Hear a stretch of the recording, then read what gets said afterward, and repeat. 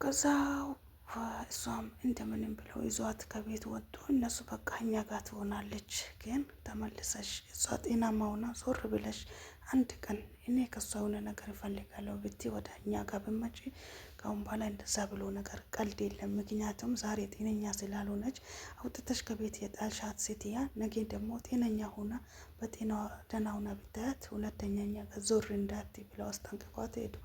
አሰላሙ አሌይኩም ወራህመቱላሂ ወበረካቱ። ውድና የተከበራችሁ ውድ የራህማ ቤተሰቦች እንኳን ደህና መጣችሁ ብያለሁ። እንዲሁም ክርስቲያን ወገኖቼ ሰላም ሰላም ብያለሁ። ሰላማችሁ በዝዝት ይበልልኝ። ባለፈው እንግዲህ ክፍል አንድን ስለ ሁለት እህትማማቾች አሳዛኝ ታሪክ ነግራችሁ ነበር። ዛሬ ደግሞ ክፍል ሁለት ይቀጥላል ማለት ነው። በጣም ልቤን ስለነካኝ እና ብዙዎቻችን እንማርበታለን በማለት ነው ክፍል ሁለትን ይዤላችሁ የመጣሁት። እኛ በነገራችን ላይ ስደትን ከወጣን በኋላ ራሳችንን ካልጠበቅን፣ በነገራቶች ራሳችንን ከወጠርን፣ ለሚሆን ለማይሆን ነገር ሀሳብ ውስጥ ከገባን ከስራው ጋር ከቤተሰብ ሀሳብ ከራሳችን ሀሳብ ህመም ሊኖር ይችላል። እረ ስንቱን ችለነው ነው ያለነው። እግራችን ያብጣል፣ ኩላሊታችን ያመናል፣ አይናችን እያነባ አፍንጫችን እያስነጠሰን ሁሉንም ችለን እንኖረዋለን እንደ ግዳችን ስንል ያንን ነገር ለምን ራሳችንን አሳልፈን ላለመስጠት የቢያመንም ቢሆን እንዴት ሆነን እንዴት እንደምናርፍ ራሳችንና አላህ ነው የሚያውቀው ማለት ነው። ምክንያቱም የሰከንድ እረፍት የማይኖረን ብዙዎቻችን እንኖራለን ማለት ነው። ምክንያቱም አንዳንዶቹ በጭራሽም ለሰው ማያስቡ ብዙዎቻቸው አሉ ማለት ነው። ሁሉም አንድ ነው ማለት አይደለም። አንዳንዶቹ ደግሞ በጣም እንደ አባት እናት በጣም ያዝኑም አሉ እና በዛን ሰዓት ደግሞ አንዱ ሲለን ጭራሽ ከራሳችን ሀሳብ ተጨምሮ ራሳችንን ለመቆጣጠር እስከሚያቅተን ድረስ እንደርሳለን። በዛው ላይ ቁርስ ምሳ ሳንበላ እራት የምንበላበት ጊዜ ይኖራል ማለት ነው። ምክንያቱም ወይ ልጅ ይኖራል፣ ልጅ በሚነሳበት ልጁን እያለን ልጆች ቤተሰቡን እያለን አንዱን ስናስተናግድ አንዱን አረ ስንቱን ተቆጥሮ መቻል ቃል አላህ ራሱ ያቅልልልን እንጂ እኛም ስንቱን ቆጥረን እንጨርሰዋለን። እንግዲህ ወደ ገደለው ሲገባላችሁ ምን ላይ በሚለው ያቆም ነው። እንግዲህ እህቷን ያው አመነጫጨቀቻት ማለት ነው። ወረ ወደዛ ነው ብላ ያድናለቻት ቀርባ ልክ ልትስማ ስትል ነው እሷ ናት እንዴ? ኧረ ምን ሆነሽ ነው የመጣሽው? አንቺ ብር ልትልኪና ሰርተሽ ልትለወጪ ነው እንጂ ያልኩሽ እኔ እንደዚህ ተንዘላዝለሽ ልትመጪ ነው ያልኩሽ። በዛ ሰዓት ማለት ነው በጣም ነው ልብ የሚሰበረው በጣም። እሷ ግን ልጅቷ አታስታውልም። ልክ አጠገቧን ማናት እቺ ስትባል አላቃትም ነው ያለችው። ማንንም ደግሞ የምታውቅበት ሁኔታ ላይ አልነበረችም በሰዓቱ። ባይዘው ልጇ ትምህርት ቤት ነበረ፣ ቤትም አልነበረም እና በጣም ነበረ ያቺ እህቷ ስትንገበገብ። እህቴን ካመጣችሁልኝ እኔ ምንም ነገር አልፈልግም፣ እህቴን ብቻ ነው ማየት የምፈልገው ብላ ስትጠይቅ እንደዛ ስትንገበገብ የነበረችው ብር አላት ፈምሳለች በማለት ነበረ እንደዛ ስትንገበገብ የነበረችው። ግን እንደዛ ሆና ራሷን ጥላ ራሷን በማይሆን ቦታ ስላገኘቻት እንደዛ አብጠለጠለቻት ማለት ነው። ጭራሽ ፈልገው ያመጣዋትን ጋዜጠኞቹን ጭራሽም ይዛችሁልኝ ውጡ፣ እኔ ከቤት እሷን ማስቀመጥ በጭራሽ አልፈልግም። እሺ ቤቱ የኔ አይደለም አላችም ነበረ? አይ ቤቱማ ያንኛ ነው እንዳልነግራችሁ ብዬ ነው እንጂ ቤቱ የራሳችን ነው፣ የአባት እናታችን የቀበሌ ቤት ነው እና እሷ ብቻ ቤቷ ብቻ ናት አለችን። ሌላ ነገር ምንም ነገር የለንም እና በቤቱ ለሷ አይገባትም። የፈለገም ነገር ቢሆን እኔ እሷን አሁን ማየት አልፈልግም፣ ከፊቴ ዞር አድርጉልኝ። እንደዚሁና እንደምትመጣ በፈልግ ባቅ ኖሮ እኔስ መቼ አፋልጋት ነበርኩኝ። ጤነኛ ሆና እንደሄደች ጤነኛ ሆና ትመጣለች ብዬ ነበር በሰዓቱ ሳፋልጋት የነበረው። አሁን ምን ታደርግልኛለች? ይዛችኋት ውጡ፣ እኔ ፊቷን አይኗን ማየት አልፈልግም፣ ከፊቴ ዞር አድርጉልኝ ብላ ምርር ብላ ነው እንደዛ አመነጫጨቃቻት ማለት ነው። ተይት አለሜ እኛ አስቤዛ እንችልልሻለን፣ እኛም ባልደረቦችን ጓደኞችን ቤተሰቦቻችንም ያው በእኛ አይጨክኑም።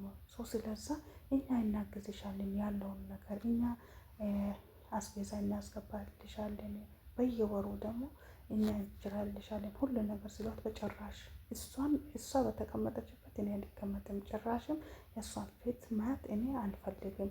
እንደዚህ በየቦታው በየመንገዱ ስትንዘላዘል ለምን ብዬ ፈለግኳት ብላ ካፋለገቻት በኋላ በጣም ነበር የጸጸታት። ኤኒዌይዝ መጀመሪያ ለምን ነበረ እንደዛ ስትንገበገቢ እህቴን አምጡልኝ ብለሽ ስትፈልጊያት የነበረው? ለምን ብር አላት ብለሽ እንደዚህ ጤነኛ ያው ስላልሆነች ነው በጤናዋ ሆና ብር የያዘች መስሎች ነበር አይደል? እንደዛ ስትሆን የነበረው። አሁን በሰከንድ ውስጥ ምን ቀየረች? እንዴት አንድ እህቷን በእህቷ እንዴት ትጨክናለች? ብለው ቢለምኗት በጭራሽ አይኗን ለአፈር ነው ያለችው ማለት ነው። ኦኬ እኛ ችግር የለብንም፣ እኛ ከኛ ጋር እንወስዳታለን። ግን እቺ ልጅ በጤናውና ከተመለሰች እና እኛ ጋር ፍንክች ብትል ነግረንሻል ካሁን በኋላ አንቺ ግን ቆም ብለሽ አስቢበት። ታይ ይዘናት ከመሄዳችን በፊት አንቺ እንድታስቢበት እንፈልጋለን ብሎ በትህትና ሲጠይቋት ነበረ። እሷም ደግሞ የሰጣቻቸው መልስ የማይሆን ነገር ነበረ። ጭራሹንም እኔ እሷ የደረሰችበት እኔ መልደርስም ፊቷን ማየት አልፈልግም፣ እስከነ ልጇን ውሰዱልኝ፣ እኔ እስካሁን አሳድግ ያለው እስካሁን ከኔ አብሮ ቁጭ ብሏል፣ እኔ ለእሷ ብዬ ስንቱን ችግር አሳልፍ ያለው ልጇን እያያዝኩኝ ሰው፣ ስለዛ እኔ ከእሷ መኖር አልፈልግም፣ አውጡልኝ አለች ማለት ነው። በጣም ይቅርታ ለሌት ነው እንግዲህ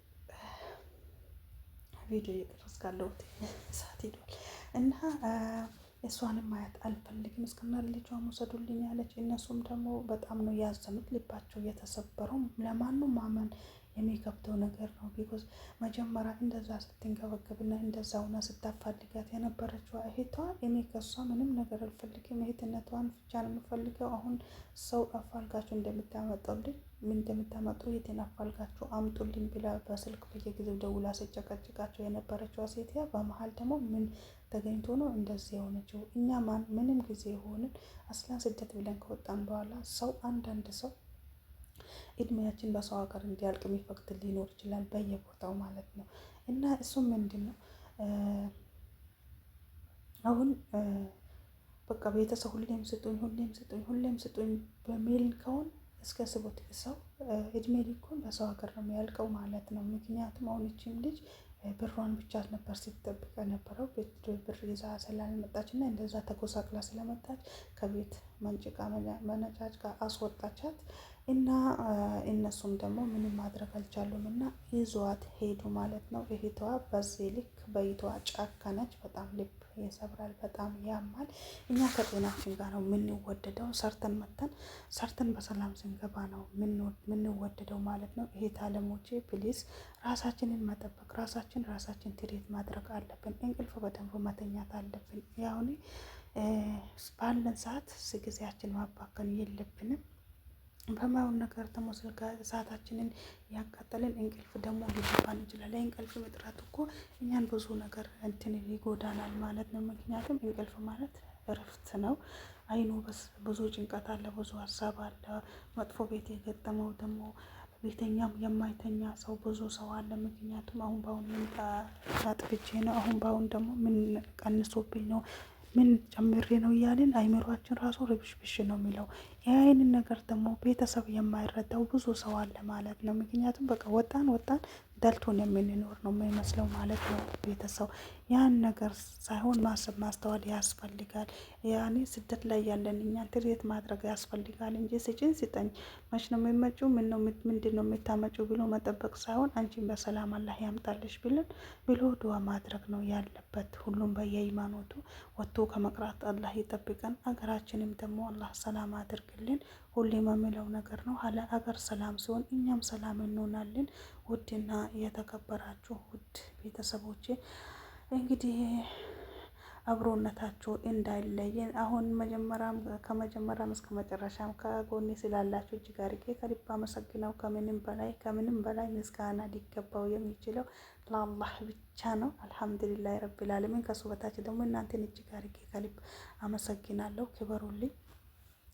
ሁሌም በአዳዲስ ቪዲዮ እመጣላችኋለሁ። ከተመቻችሁ እንግዲህ ኮመንት ስር አሳውቁልኝ። እናንተስ ምን ተማራችሁ በዚህ ነገር? እህቷንስ በምን መልክ አያችኋት? እንደዛ ማለቷ አግባብ ነው? እህትነቷን ከፈለገቻት ያኔ ሴት ይኖራታል ብላ ነበር አይደል? እህቷን እንደዛ ተንገብግባ ስትፈልጋት የነበረው እሺ ተንገብግባ ስትፈልጋት ነበረና አገር እስከገባች በኋላ እንደዛ ተጎሳቅላ ስትመጣ ለምንስ ጠላቻት? ለምንስ ጠላቻት? እሷ ያው ስላላት ነው ይኖራታል ብላ ነበር የወደደቻትም ስትፈልጋትም ነበረ። ከገባች በኋላ ደግሞ በዚህ ልክ ማብጠብጠሉ እና የወረስ ቤዛ እኛ እንችልልሻለን፣ ሁሉ ነገር እኛ እንችልልሻለን እያለዋት በጭራሽ ይዛችሁልኝ ውጡ ማለቱ ተገቢ ነው ብላችሁ ታስባላችሁ? ምንም ነገር ይሁንና ምንም ነገር ይሁን እህቴ አንቺ ብቻ እንኳን በሰላም መጣሽልኝ ትድኛለሽ። ሰው በየሃይማኖቱ እኮ ሁሉም ራሱን የቻለ ባህላዊ መድኃኒት አለው። ብዙ ቁርአን ቤት ይወስዳሉ ሙስሊሞች፣ ክርስቲያኖች ደግሞ ወደ ጸበል ይወስዳሉ። ያንን ነገር አድርጌ ከዳንሽም ትድኛለሽ፣ እኔ ሰበቡን ያደርግልሻለሁ እህቴ እንኳን አንቺ ደህና ሆንሽልኝ ብላ ተንከባክባ ማቀበል ነበረባት ወይስ አልነበረባትም? እናንተስ በዚህ ጉዳይ ምን ትላላችሁ? በጣም ልብ የሚሰብር ነገር ነው። በጣም ነው ልብ የሚያሳምመው። እና በዚህ ነገር ሁሉም አዝኖባት፣ ሁሉም ነበረ የተሰባጨባት፣ ሁሉም ማመን ነበረ ያቃተው። እኔ እንግዲህ ልክ ነው ብዬ አላስብም። እህት ናት። እህት የእናት ምትክ ናት ማለት ነው። ልጇን ከራሷ ጋር አብራው እስካኖረችው ድረስ እናቱን መታ ነበረ በሰላም በፍቅር። አሁን ለምሳሌ በዛኛው ቤት ለእህቷም ቤት ይገባታል፣ ግን ያንን ቤትስ እንዳትካፈላት ብላ ነው መሰለኝ ይሄን ሁላ ጸብ ስትፈጥር የነበረው። ምክንያቱም ጤነኛ ካልሆነች ያው ቤቱን መቀበሏ ስለማይቀር መካፈል ስላለበት እሷን ደግሞ ግዴታ ከቤት ማስወጣት ነበረባት። ያንን እናንተስ ብትሆኑ ምን ታደርጋላችሁ? ሀሳብ አስተያየታችሁ ኮመንት ስር አስቀምጡ።